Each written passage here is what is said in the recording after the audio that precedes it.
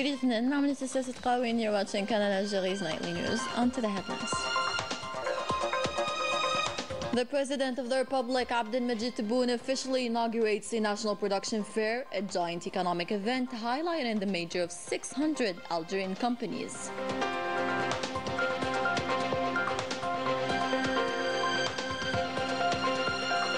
The President of the Republic receives the Russian Deputy Foreign Minister and the Special Representative of the Russian President for the Middle East and Africa.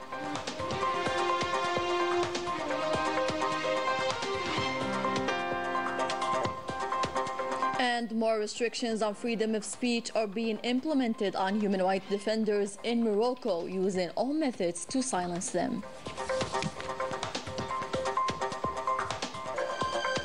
Welcome back. We start this edition with the National Production Fair currently taking place at the Safex Exhibition Palace in Algiers, where the head of state officially inaugurated the event this Thursday, running until the 28th of December. This major economic gathering will host over 600 exhibitors, showcasing a diverse array of 100% Algerian products. Here's more with Manal Maafa. The head of state, Abdelmajid Tebboune, inaugurated this Thursday the 32nd edition of the Algerian Production Fair, organized at the Safex under the motto, "Our production, a pillar of our sovereignty." Upon his arrival to the exhibition palace, President Tebboune was welcomed by the Minister of Domestic Trade and National Market Regulation, the Minister of Trade and Export Promotion, the General Secretary of the National Defense Ministry, the Governor of Algiers, as well as the President of the Algerian Economic Renewal Council and local elected officials. This economic major event, witnessing the participation of more than 600 exhibitors, is running until the 28th of December. The President of the Republic then greeted the high state executives, welcoming him. At their head, the Prime Minister and the Secretary General of the Presidency of the Republic, before following a presentation regarding the report on Algerian enterprises and economic companies' activities between 2020 and 2024. Following this, the President of the Republic officially inaugurated the 32nd edition of the Algerian Production Fair.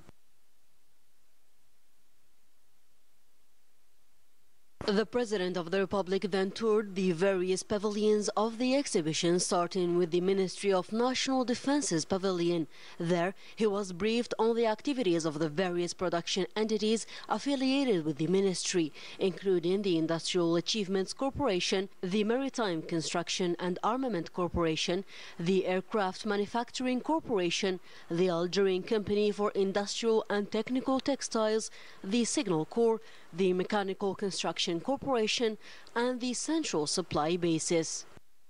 The President also visited the pavilion of the Seban Group, where he received explanations about their investment projects. Additionally, he visited Fiat Algeria, where he was briefed on the company's detailed projects and plans to develop the car industry in Algeria and contribute to the national economy. Afterward, the President stopped by the Condor Pavilion, where he listened to details about their local production of home appliances and their expansion projects into international markets. During the presentation by the Minister of Domestic Trade and National Market Regulation, Tayyip Zitouni, the President of the Republic viewed the key figures related to the national economic sector, highlighting the progress made in Algeria's economic sector. The minister stated during his presentation that as of November 30th, more than 1,650,000 companies have been registered in Algeria's commercial register, with 800,000 traders in the private production sector. Meanwhile, 9,163 investment projects are currently being implemented across the country, highlighting a wide range of economic activities in Algeria.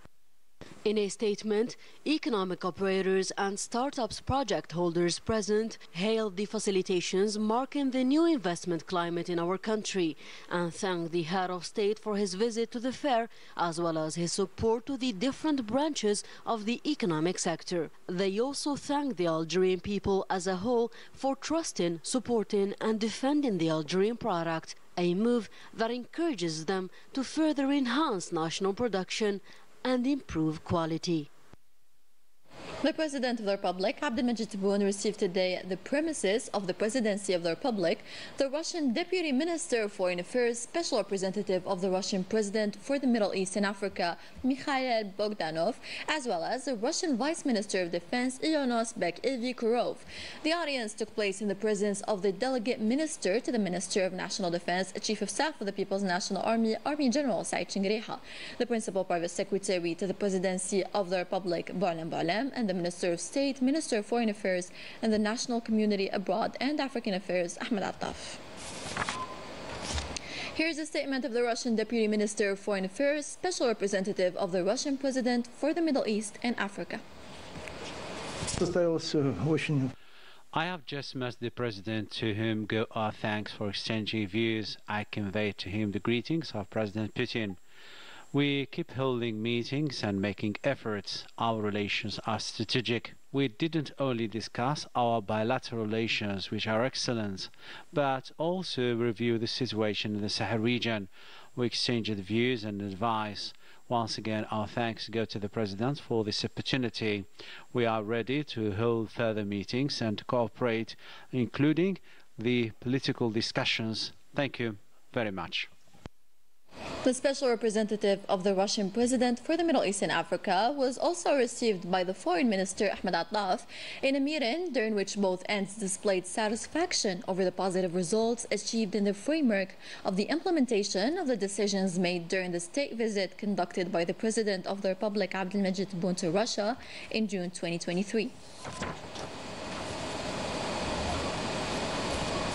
Bogdanov held a working session with the General Secretary of the Foreign Ministry, Lunas Mugerman, in the framework of the fourth session of the Algerian-Russian political consultations. It was an occasion to examine the state of bilateral relations between both countries and means to strengthen it in various cooperation domains as part of a follow-up of the implementation of the Deep Strategic Partnership Declaration signed on June 2023. These political consultations also enabled both parties to discuss various regional and international issues of common interest. Tasked by the President of the Republic, the Minister of Higher Education and Scientific Research, Canal delivered today to his brother, the President of the Republic of Djibouti, Ismail Omar Jalih. During the meeting, the President of Djibouti praised the brotherly relations of cooperation and solidarity between both peoples, noting Algeria's pivotal and important role in the African continent to defend the goals of the peoples in development and prosperity and for Africa's position on the international scene. On to the operational report of the People's National Army's activity in the past week. In the context of the fight against terrorism, and thanks to the efforts of the PNA security services, the terrorist named Ben Khaya Kawali, known as Khazim, surrounded to the military authorities of Burj Baji Mukhtar in the 6th military region in possession of a Kalashnikov, ammunition, and other items, while 9 other elements of terrorist groups were arrested during separate operations across the national territory. In the framework of the fight against organized crime and the continuation of the tireless efforts aimed at countering the scourge of drug trafficking in our country, combined detachments of the PNA intercepted, in coordination with the different security services and operations across the military regions, 65 drug traffickers and averted attempts to introduce 134 kilograms of processed kief through the borders with Morocco, while 1,710 kilograms of cocaine and 376,917 psychotropic tablets were seized during separate operations across the national territory. In Tamras, Burj Baji Mukhtar, and Ingizam, detachments of the People's National Army arrested 515 individuals and seized 56 vehicles, 344 generators, 213 jackhammers, 8 metal detectors, as well as quantities of mixture of raw gold and stones, explosives, detonation tools, and other equipment used in illegal gold mining operations. On the other hand, 19 other individuals were arrested, 13 hunting rifles, an automatic pistol, 103,130 liters of fuel, 19 quintals of tobacco, as well as 28 tons of foodstuffs intended for smuggling and speculation were seized during separate operations across the national territory. Similarly, border guards sorted at the level of our national coasts attempts at illegal immigration and proceeded to save 88 individuals aboard traditionally made boats, while 395 illegal immigrants of different nationalities were arrested across the national territory. And communique. The French security services attempted to recruit a young Algerian citizen with the aim of destabilizing the country, a mission that failed miserably and was thwarted by our national security services and the loyalty of Algeria's sons. Melissa Kepesh. A macabre plan was thwarted thanks to the vigilance and professionalism of the national security services and the awareness of our people. Mohamed Amin Aissawi is a telling evidence of the French desperate attempts to disturb our security and stability. Sometimes I thank God that these people did not approach me, giving me thereby the opportunity to be in touch with our security services. We should never be tempted to sell our country. These methods are meant to destabilize the security of our country by creating internal divisions, which are known to be used by the French security services in Africa.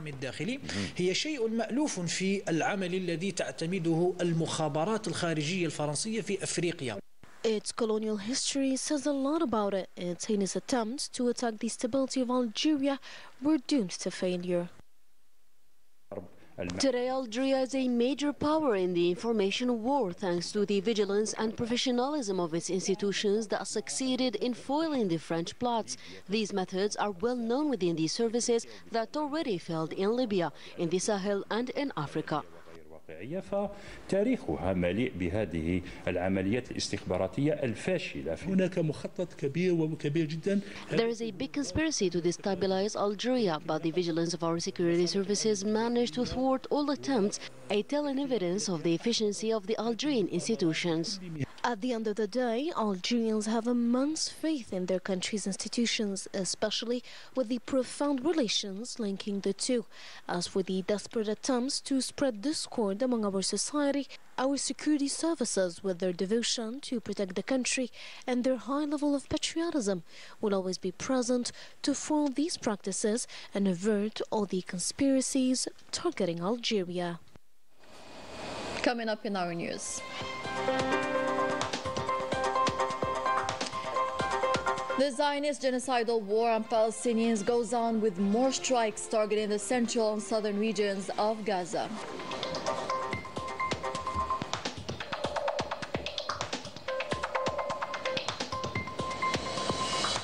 International developments now in the East Camp in New Caledonia behind miserable walls. Hundreds of detainees are piled up in unbearable conditions, a situation that keeps worsening each day, far from the eyes of threatening of the international community. Story by Melissa Lila Malaman.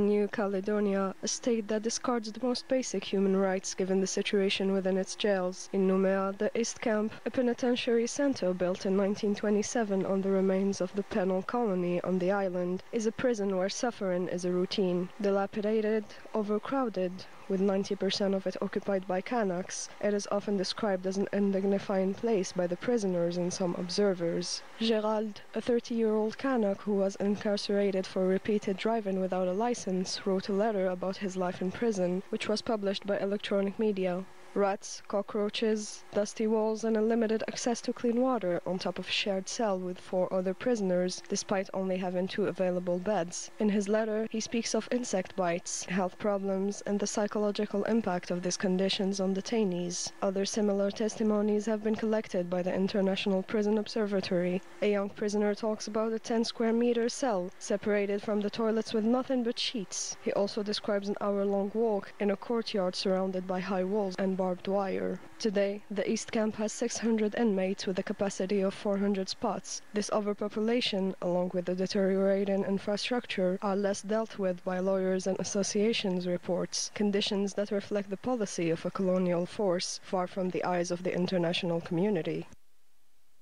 The International Migrants Day is an opportunity to recognize the important contribution of the 280 million migrants in the world. A day meant to shed light on the daily challenges migrants face. This recognition is needed now more than ever before to highlight the inhumane conditions in which migrants are leading their daily life. Minister Lila Balaman once again. On December 18th of each year, the world celebrates the International Migrants' Day, an important event to highlight the reality of migration and pay tribute to millions of people who cross the borders risking their lives seeking a more decent life. According to the United Nations, more than 280 million international migrants have been recorded. Many of them are workers who contribute to the global economy by taking on essential positions in many fields. However, many of them suffer from discrimination and live in precarious conditions. Others are killed, as it was in Morocco on June 24, 2022, where thousands of migrants were piling up. Even on the ground, the Makhzen police continue brutally beating these sub-Saharan migrants. Today, the Makhzen regime carries on with its repression and human rights violations policy, not only against the Moroccan population, but also on the sub-Saharan migrants who keep being victims of unspeakable violence. Beaten, starved, and arbitrarily arrested, these migrants are stripped of their most basic rights, only to be expelled right after that. In Morocco, violence and discrimination is a daily practice against the sub-Saharan migrants, crowded into unsanitary and inhumane conditions in makeshift camps. The usual atmosphere prevails in occupied Western Sahara, precisely in the Ayoun region. Sahrawis aren't afraid to showcase their willingness and determination to snatch back their occupied territories from the Moroccan occupier. Minisa Kebash.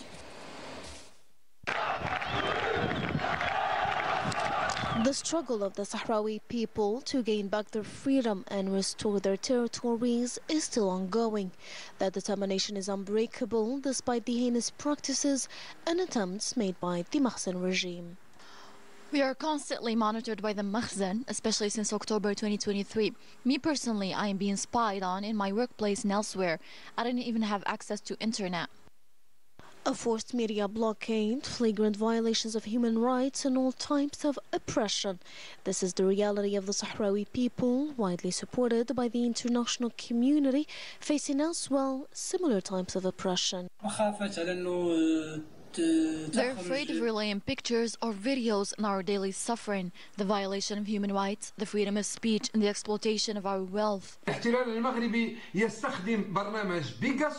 The Moroccan occupier uses the Pegasus software to spy on human rights militants and journalists so as to prevent them from depicting reality of human rights violations in occupied Western Sahara. These heinous acts against innocent civilians will only make them stronger and will further motivate them to snatch back their freedom at all costs and against all odds. In updates on the genocide in Gaza, 6 Palestinians were martyred today while others are wounded following a barbaric aggression that targeted the north of the Strip, while the Jabalia camp is targeted repeatedly by the Zionist Air Force that leveled entire neighborhoods to the ground. 7 other Palestinians also fell martyrs earlier today in several Zionist attacks across the Strip. And with that, we end tonight's bulletin. Thank you for watching. Be well.